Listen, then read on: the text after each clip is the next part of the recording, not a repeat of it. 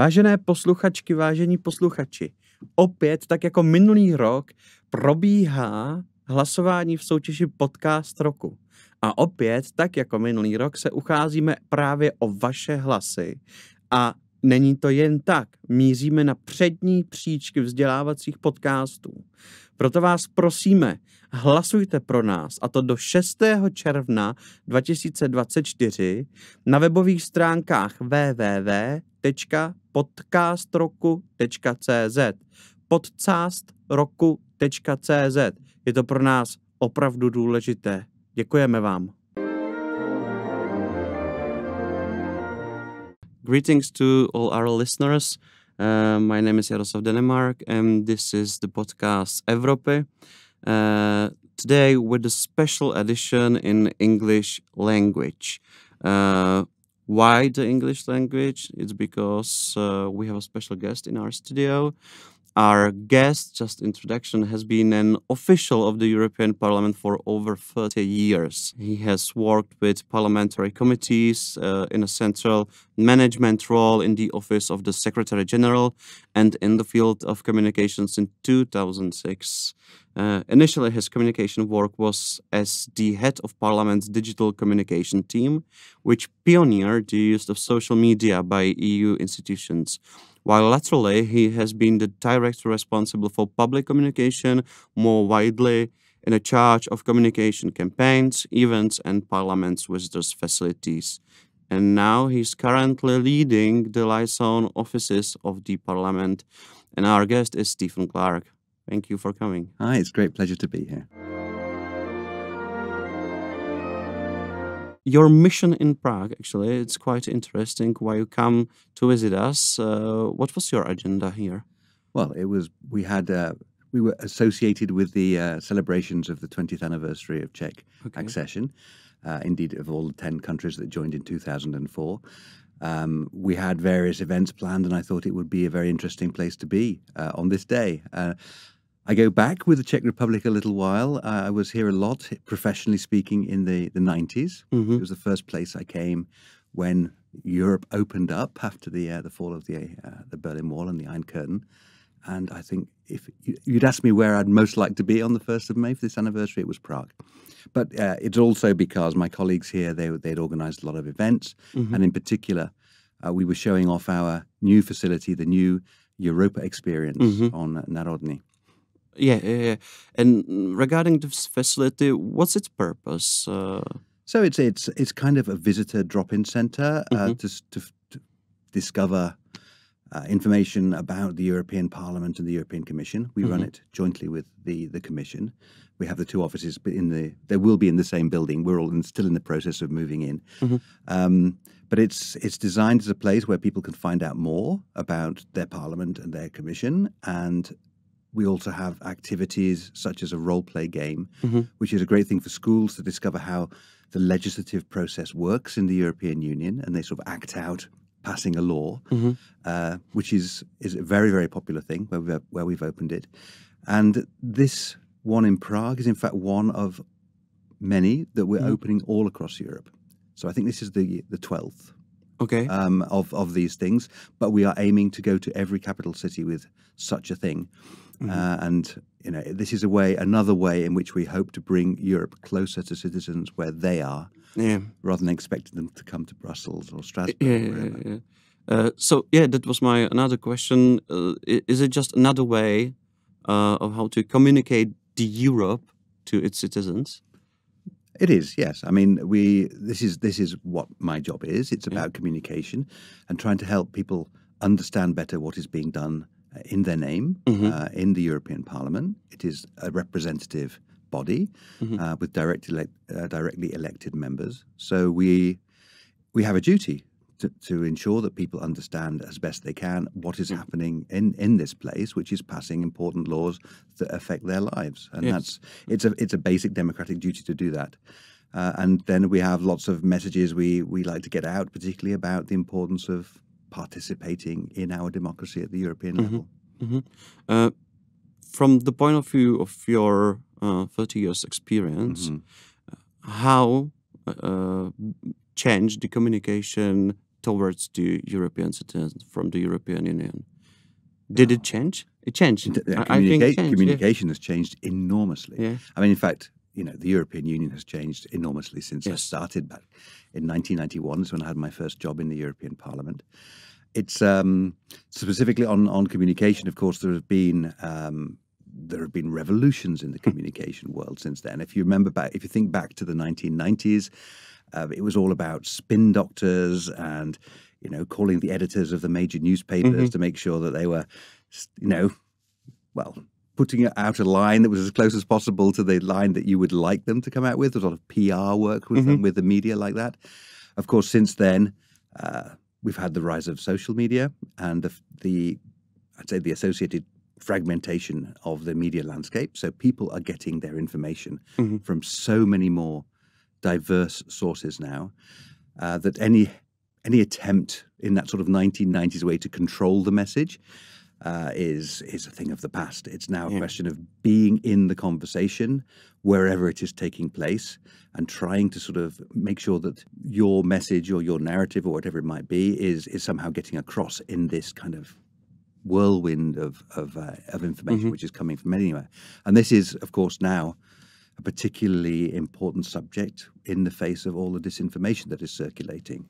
And that's I would say not only a problem, in communication terms, it's actually something more fundamental. It's a threat to our democracy because a democracy relies on people being well informed and, as it were, an agreed set of facts. So are the channels on the social media or in the digital world more important nowadays than the traditional media? I have to say it would depend because it depends a little bit on your audience.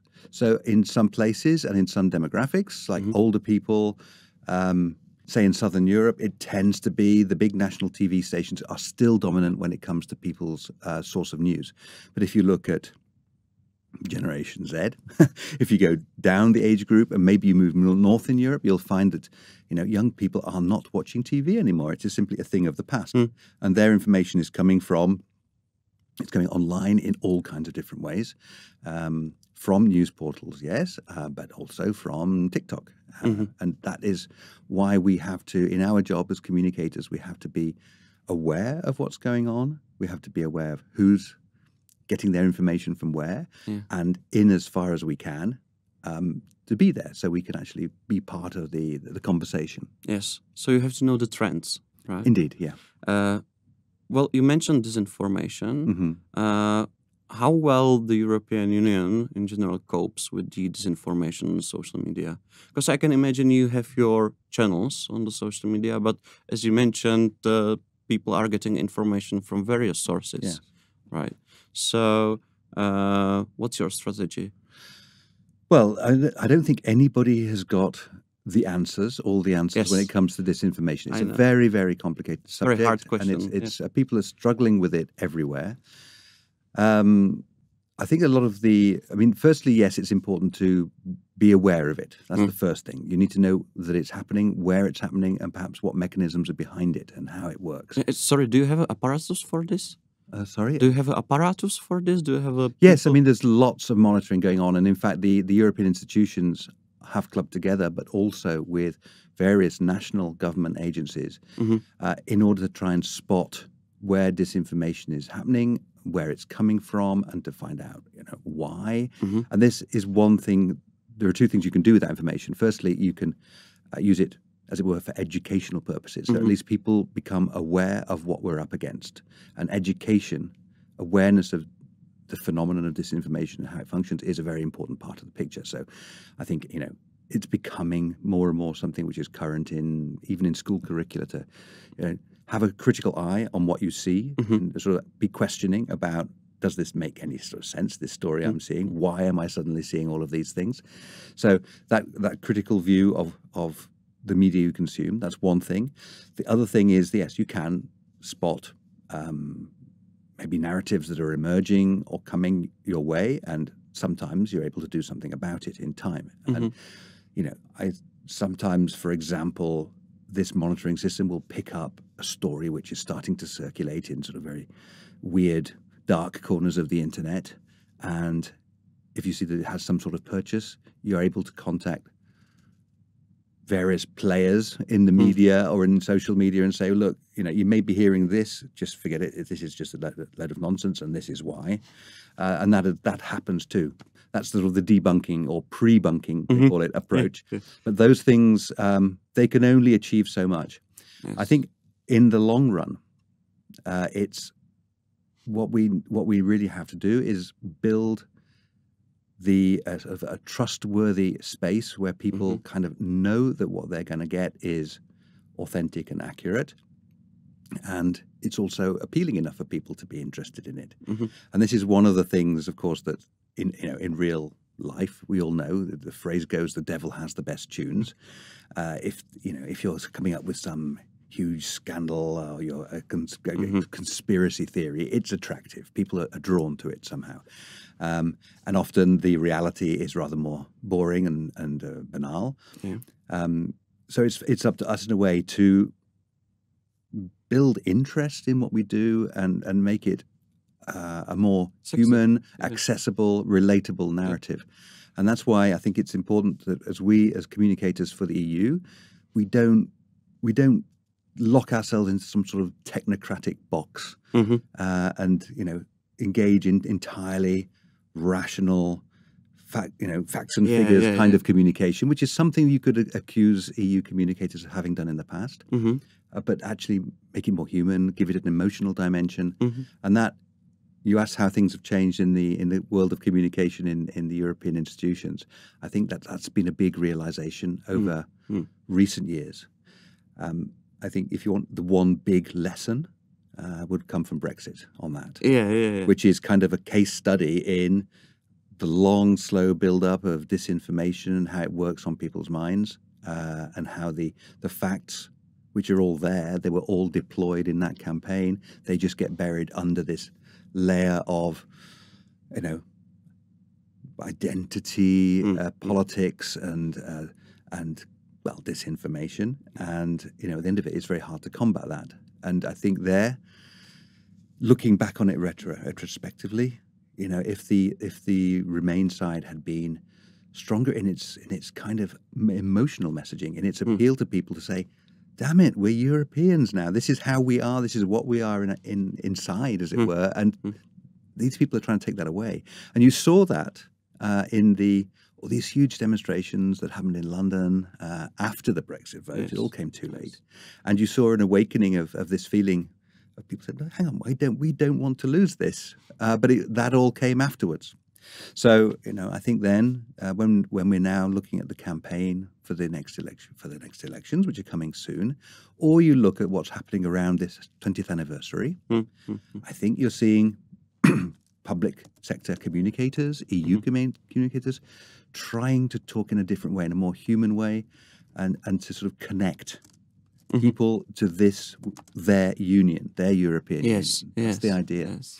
That's nice. Well, it's interesting that you talk about Brexit because you're originally from Great Britain, right? Sure, yeah. And so your experience was firsthand.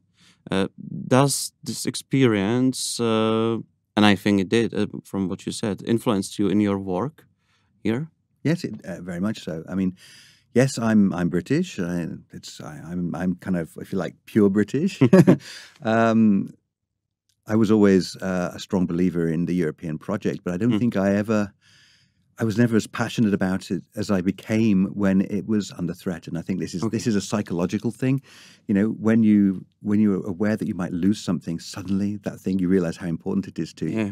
And the whole Brexit story is infuriating for someone like me. If you know what's happening and you hear what people are saying on the other side of a debate, you just know that this is absurd, and yet you see how it nevertheless gains purchase and enters the public discourse. So, yes, it did affect me, as it were, personally and professionally, in the sense that now looking at the way that I want to do my job, it's trying to, as it were, talk about the European project and defend it, and talk about the way we do business in Europe and democracy in the way that the Remain campaign failed to talk about it in the UK. And that's why now sometimes I get a little bit idealistic and passionate when I talk about all of this. But I think in today's world, perhaps a little bit of that is necessary. So in your opinion, the Brexit wouldn't happen in case of the right communication? I think, yeah, I mean, it's one of these what-if stories, right? Yeah. But there are so many what-ifs here. But the results were so close. It was close, and I think maybe one of the big regrets, and this is a regret that was expressed by no less a person than Jean-Claude Juncker back in the day. He said we shouldn't have stood back. The European Union left it to the Brits exclusively, and this was kind of agreed, and this is what the British Prime Minister wanted. He suggested, no, don't get involved because all you'll do is stir people up against you. But that was a certain lack of trust in how we operate.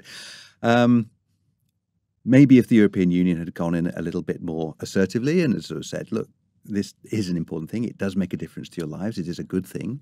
That might have swayed someone. And I think the other thing that a lot of people remark upon is that the turnout and participation in the referendum of young people was lower than of older age groups.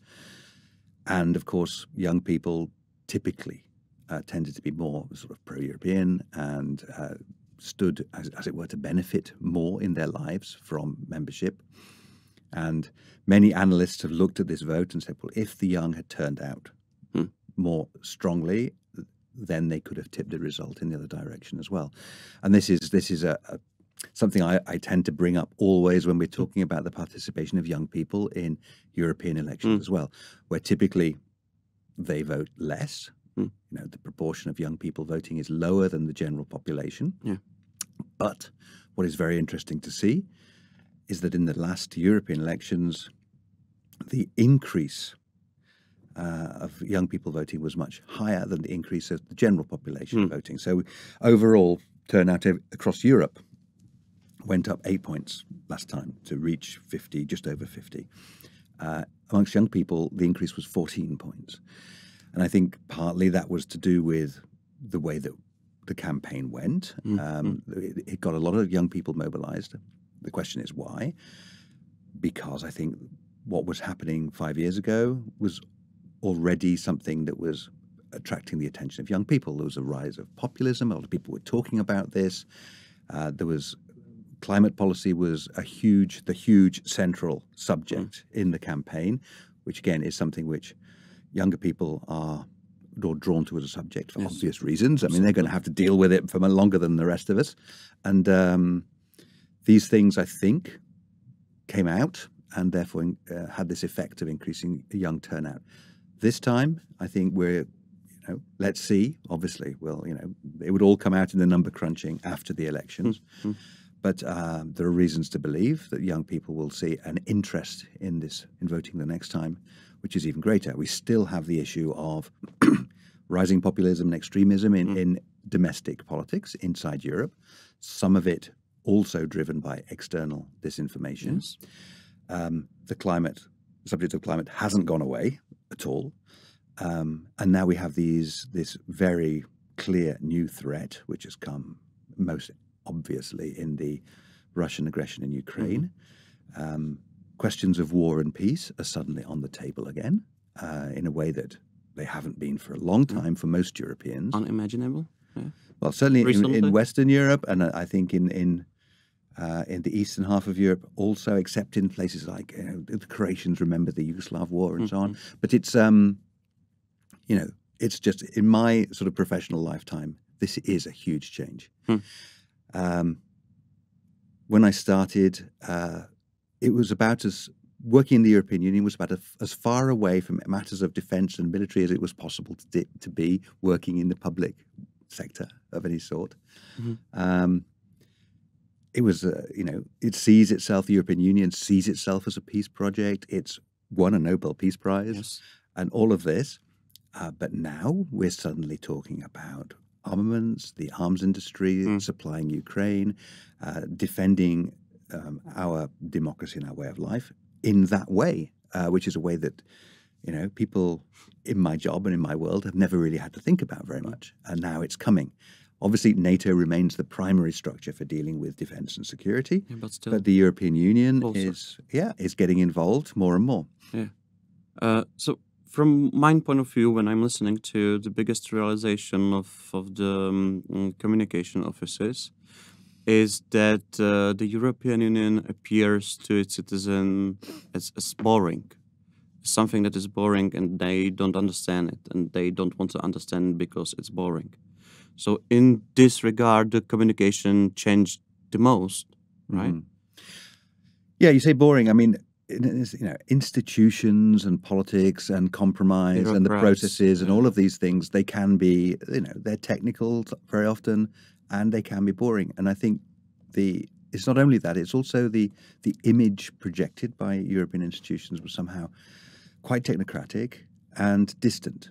So, often when you see a news coverage of the European Union from Brussels, on your TV screen, you'll see a picture of the Belle Émard with all of which is the headquarters of the Commission. You'll see these flags, rows of identical flags all outside. It looks very institutional and rather forbidding. It's glass and steel, and there are maybe thousands of people the other side of that glass and steel, but they're cut off from you by this barrier. And I think that is a mental image which has been extremely negative when it comes to people's perception of the EU.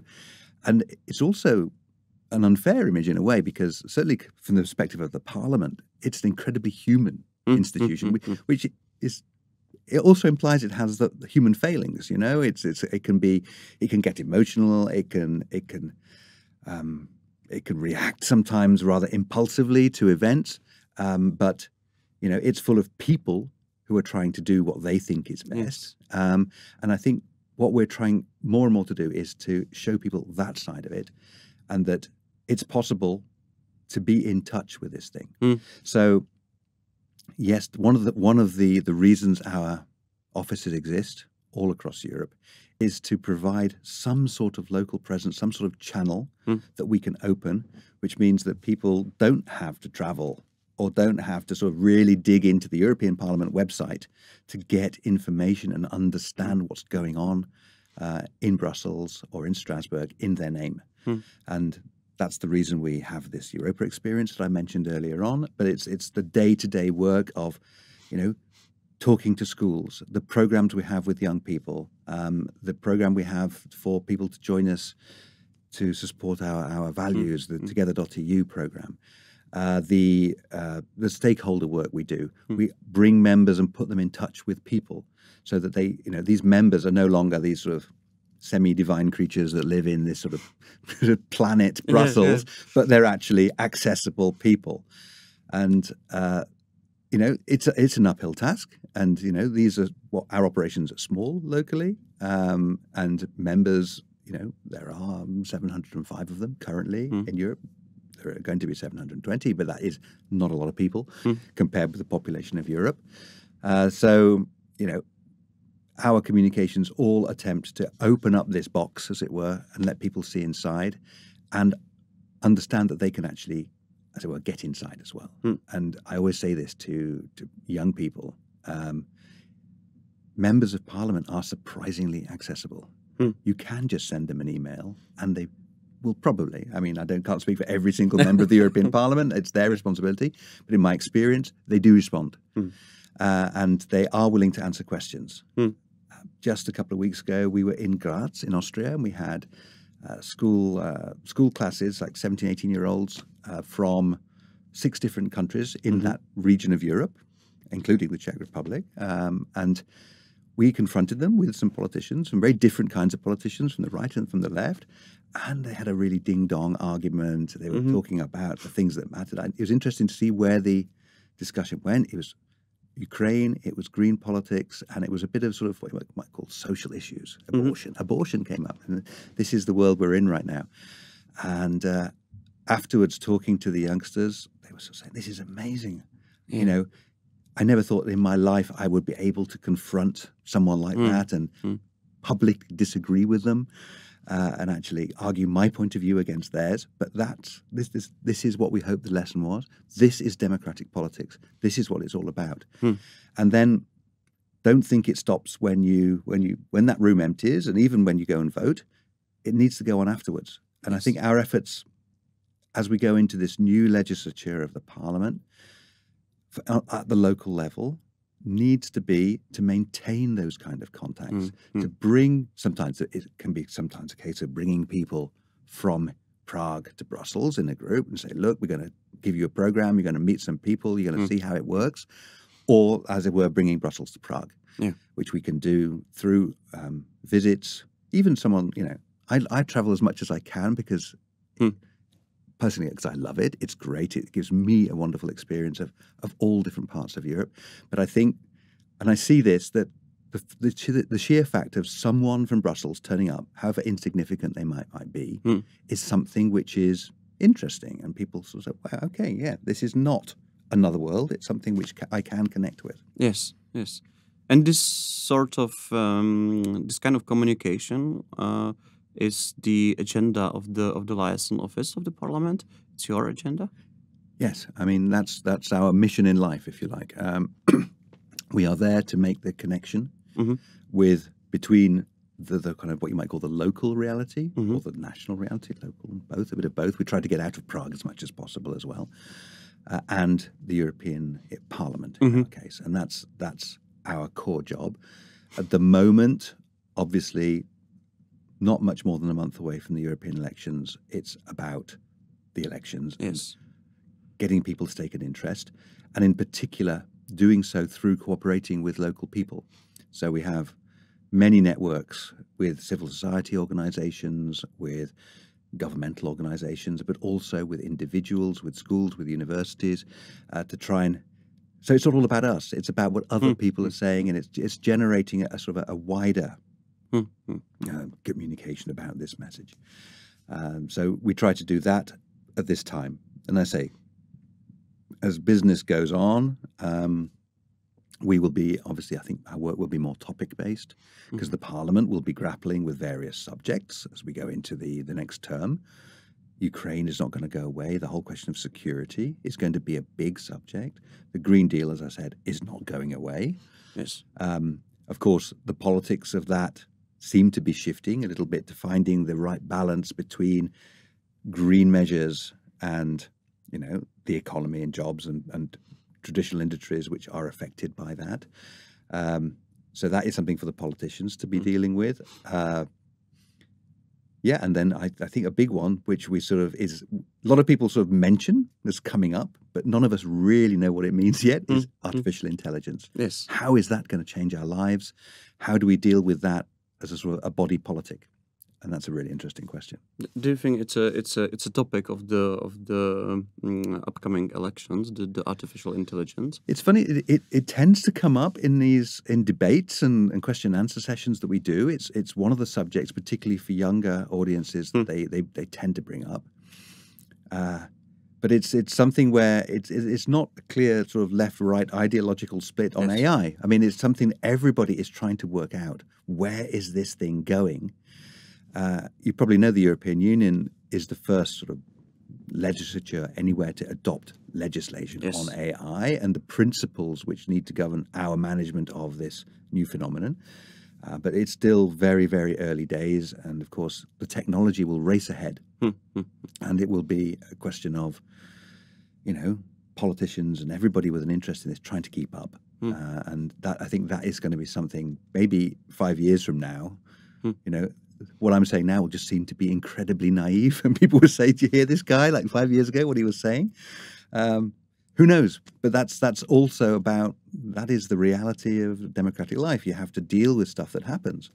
It's like if 2019, it was all about climate change, right? I mean, that was the subject. Yes. And then, less than a year later, boom, COVID hits us. And we're in a completely transformed world.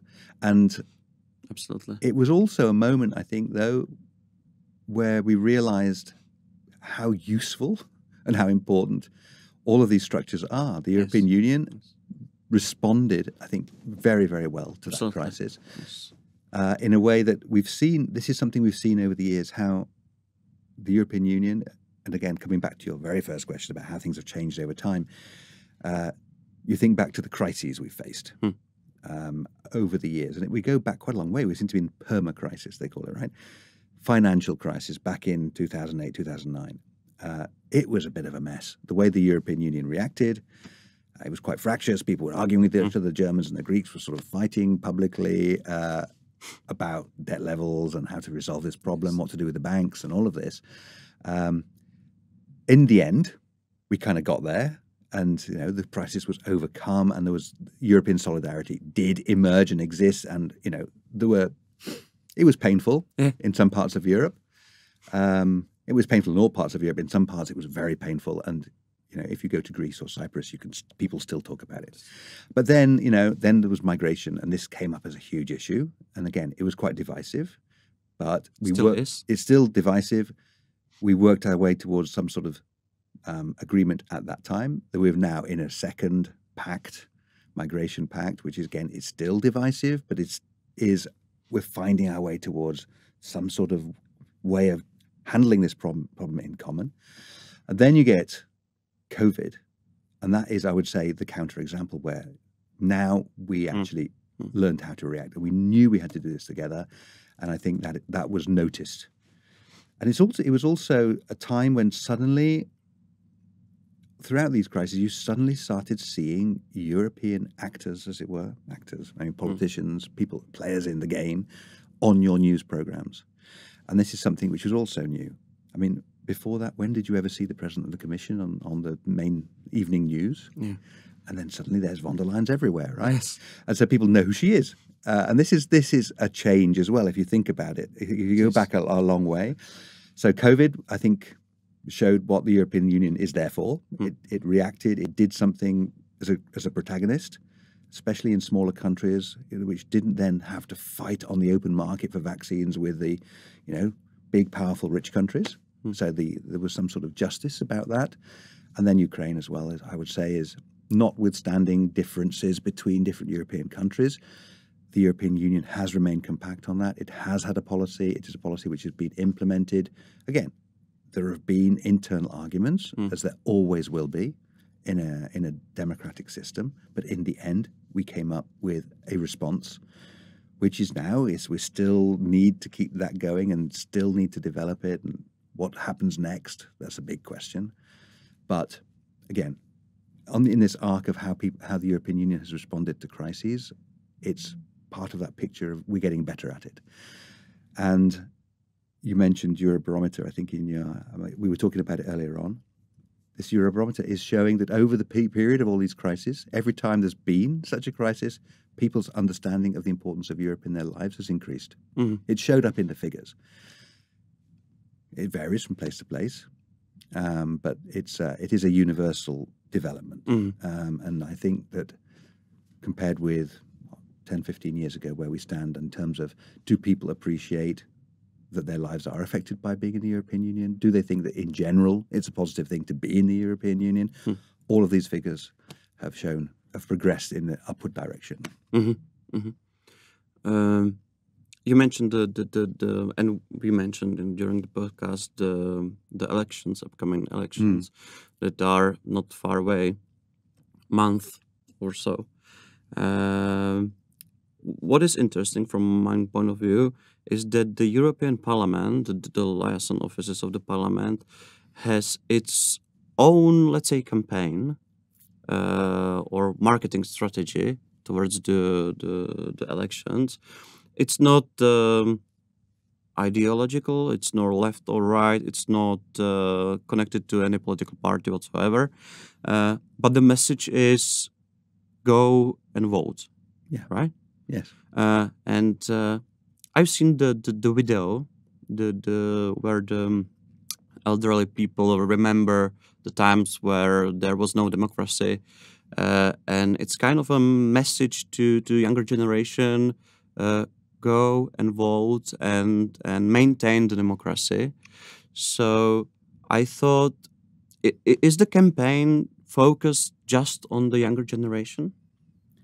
No, actually, we are very interested in the younger generation, of course. And we know that if people get into the habit of voting as soon as they can when they're first-time voters, then this is something which becomes part of their lives and they tend to carry on do it. Okay. Conversely, if they don't, the habit of not voting can also get ingrained very quickly.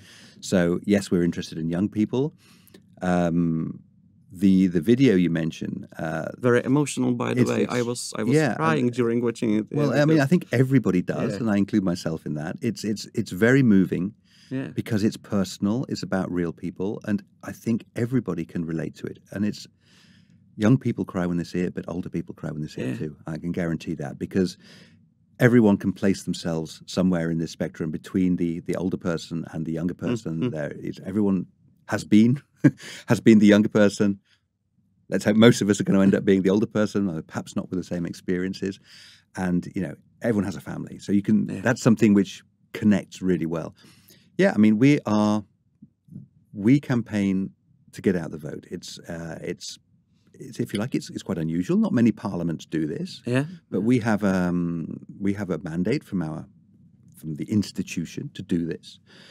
We believe it's important that people do participate in these elections. They have, over the years, seen relatively low turnout. That was a tendency that was inverted at the last elections. We hope that trend will continue.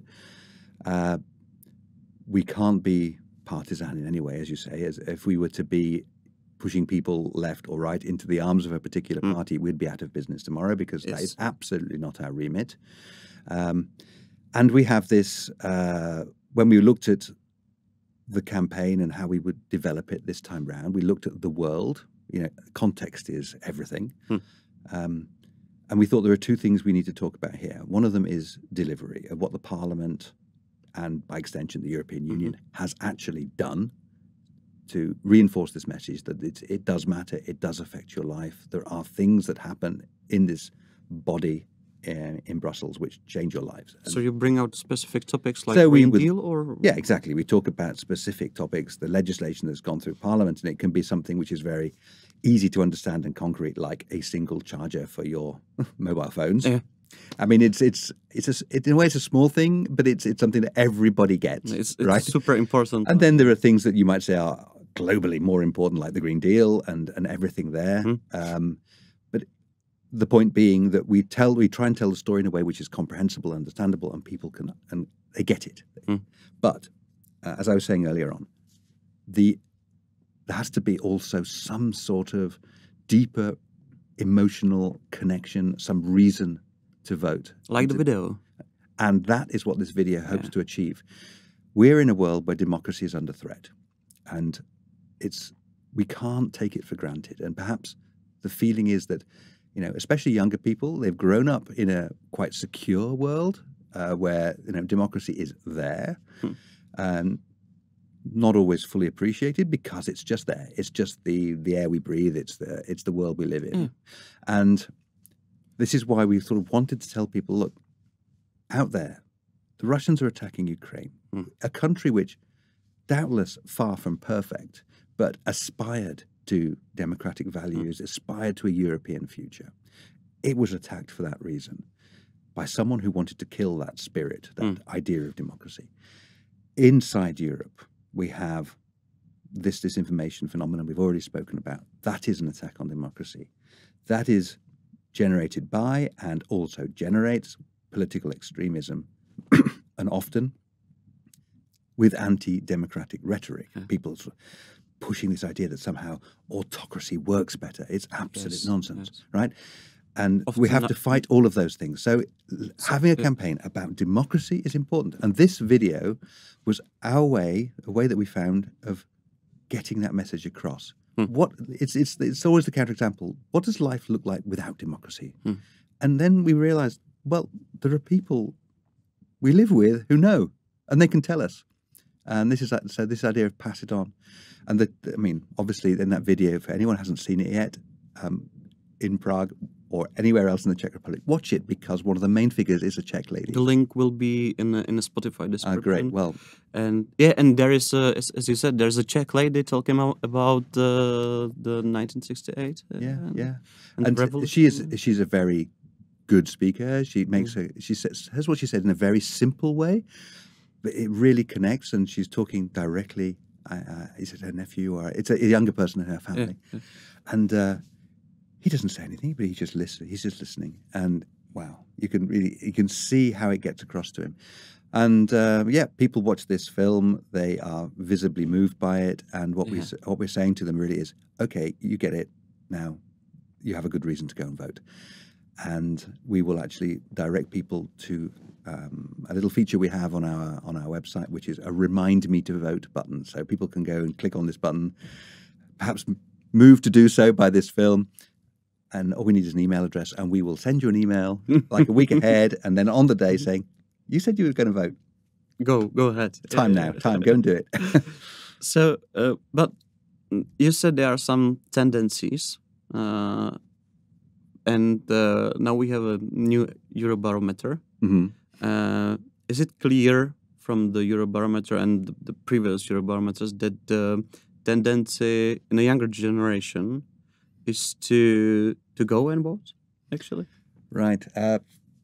I'm not sure that the Eurobarometer figures that we have distinguish between older and younger people in that particular question. Mm-hmm. But there is a question in the survey, which is, if the elections were next week, would you go and vote? Yes. European elections. And the overall figure in Europe was 71% said yes. Which was surprisingly high for me. Which is extremely high by historical standards. And the equivalent figure in the Czech Republic was 58%. Mm-hmm. Now, we are not naive enough to think that translates automatically into people going to vote. And in fact, what we've seen typically over the years is that people who say, because they think they should say that, right? they say the figure in this Eurobarometer survey is about 10 points higher than the reality at the end of the day. That said, that is actually still extremely good. Yes. If it were to be that, we would be looking at a very, very significant increase in turnout in the Czech Republic, as we would at the level of Europe as a whole. Now, we still have to do everything we can to make sure that happens. Mm-hmm. But I say the signs are encouraging, because these figures, like ones I quoted for this election, were very much lower in the last election. Mm-hmm. I don't think I know the Czech figure for 2019, but I think it may have been in the region of 40. But I know the European figure for sure. That was 60, 61 last time round. And that translated in the event to 50, which was already, as I say, 8 points up on the previous occasion. So, everything points in that direction. And I think if you step back for a moment, it makes sense, given the world we're in, the way people are thinking, the news they're exposed to, the subjects which are foremost in their minds at the moment. The connection with Europe is clear, and a lot of people are waking up to that fact. And I think, and young people specifically, I will say again, the big subjects are bigger for young people perhaps than for everyone else. And even when you get into economy and jobs and job opportunities, I know that here in this country have very low unemployment, and it's therefore relatively easy to find a job perhaps. There are other countries in Europe where young people are confronted with a very different situation. And Spain, for example. Spain, Italy has a big problem in this area as well. But then you look to the east as well, countries like Croatia or in the Baltic states or Bulgaria, people are literally leaving to find jobs. And there is a depopulation going on in some of the countries in the eastern part of Europe, which is potentially even tragic for those countries. This is a huge subject for young people there as well. I say maybe here it's people are feeling on that particular thing are a little bit more relaxed. And I know that Czechs are home-loving people. They don't like to leave particularly. That's true. But things like climate change clearly are still, it may have gone slightly under the surface because of other things happening in the world, but it's there. And, if we're in for another summer like we had last summer of forest fires and drought and then floods and all of this stuff happening, we will wake up again and start thinking about that. From the point of communication, don't you think it was a mistake to bring up the migration pact in the European Parliament so close to the European elections? Because it's projected into the national debate before the elections, and now the national politics are talking just about immigration, and are using the fear. The populists are using the fear from migration. Don't you think it was a mistake? Well, I mean, if everything could be organized tactically around the elections, you could argue that. I mean, however, this is, real world politics. The problem is there's a political process going on. We are trying to find solutions to this issue. We needed to have this discussion, this debate. You could argue it the other way. Perhaps it was just as well to have something decided before the elections, as opposed to leaving it until after the elections, where suddenly the whole thing might be opened up again, and we might be in for years more of uncertainty and having no kind of solution. Even insofar as any solution is going to be partial on this subject, but not even that. And maybe would have been a bigger mess, as it were. Yeah. So yes, I mean, it's a divisive subject coming up like that shortly ahead of elections isn't necessarily great if you want people to feel sort of warm and cozy about the whole thing. But it's real politics, and I think we have to confront these things. And again, whatever the tone of the debate, it focuses people's minds on a subject which has to be handled at the European level, and the importance, therefore, of voting, participating in this election. Yes, that's true. Do you have any final message for our listeners? You know what I have to say? This is my job. Yeah. I have to say, go and vote on the 7th and 8th of June. This is important. And I know that, you're probably, the people who listen to this podcast are interested, I assume, in Europe and in politics. And of course, they are people who are likely to vote, because that's the kind of people they are. What I would say to them, however, is you are surrounded by other people. You have friends, you have families, you have communities, you're maybe active on social media. You presumably think it's important to go and vote. Why not do your bit by persuading others to think the same thing? And that, I think, may help in this country, which so many people have observed to me, but we have low turnout here, and sometimes I feel a bit ashamed about why are the Czechs so sort of apparently not so keen to go and vote in these elections. Well, let's turn that around. Let's show them what Czechs can do. Let's make a change. Exactly. Yeah. So that's how I would conclude. Okay. Thank you very much, and thank you for coming into our studio. Thank you. It's been really interesting. It's been great to be here. Cink, dostali jste se na konec epizody a moc děkujeme za to, že jste nás poslouchali až do konce. Určitě nám dejte like, určitě nás odebírejte a budeme se na vás těšit při příštím díle. A pokud se vám díl líbil, pošlete nám zpětnou vazbu, pošlete nám to na e-mail z evropy@perfeccioni.cz, pošlete to svým známým, hoďte si to do storíčka na Instagramu, cokoliv, budeme za to moc rádi, ať se to dostane co k největšímu množství lidí, které by to mohlo zajímat. Děkujeme, mějte se hezky.